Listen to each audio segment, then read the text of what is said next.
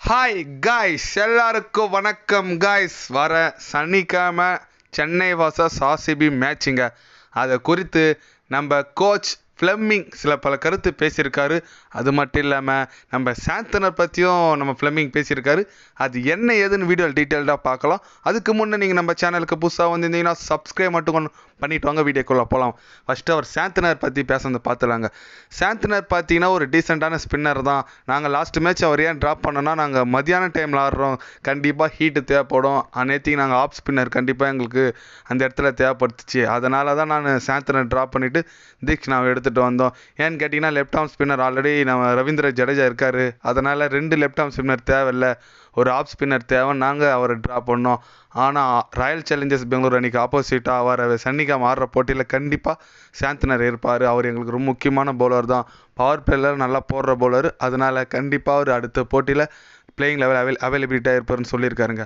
ஆமாங்க, சாந்தனர் உண்மையாகவே டீசெண்டான பிளேயரு.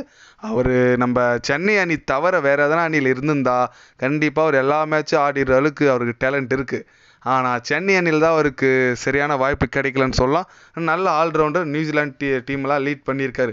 அது மட்டும் இல்லாமல் வேறு என்ன சொல்லியிருக்காருன்னா, ஃப்ளெமிங் ஆர்சிபி மேட்ச் பற்றி பத்திரிகையாளர் கேட்டதுக்கு, ஆர்சிபி அணி இப்போ ரொம்ப வலுவாக இருக்காங்க, அவங்க ரொம்ப எப்படி சொல்கிறது, ரொம்ப பயங்கரமான ஃபார்மில் இருக்காங்க, ஒரு 5 மேட்ச் தொடர்ந்து அடிக்கிறதுலாம் சாதாரண விஷயம் கிடையாது, அவங்க இதுமாரி பண்ணியிருக்குது, கண்டிப்பாக அவங்களோட உழைப்பு தெரியுது.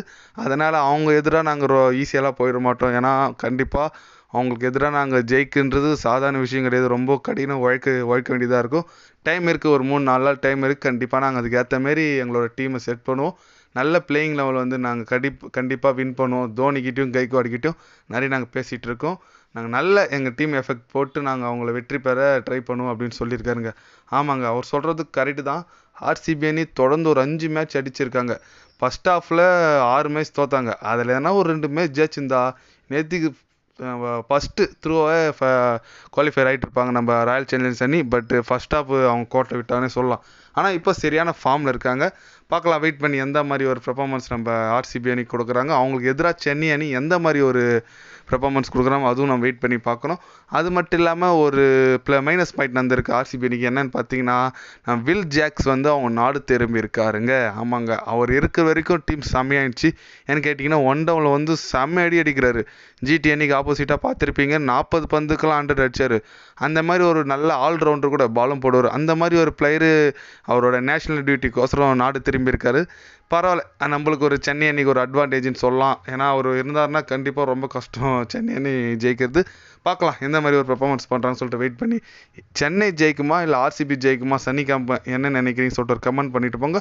உங்களோட கருத்து அந்த போட்டி குறித்து நீங்கள் என்ன நினைக்கிறீங்கன்னு சொல்லிட்டு அது ஒரு கமெண்ட் பண்ணிட்டு போங்க. இது போன்ற ஸ்போர்ட்ஸ் நியூஸை தெரிஞ்சுக்கணுன்னா சேனலை சப்ஸ்கிரைப் லைக் ஒன்று பண்ணிக்கோங்க. கண்டிப்பாக கிரிக்கெட் பற்றி, முக்கியமாக ஐபிஎல் பற்றி day by day channel update வரும்.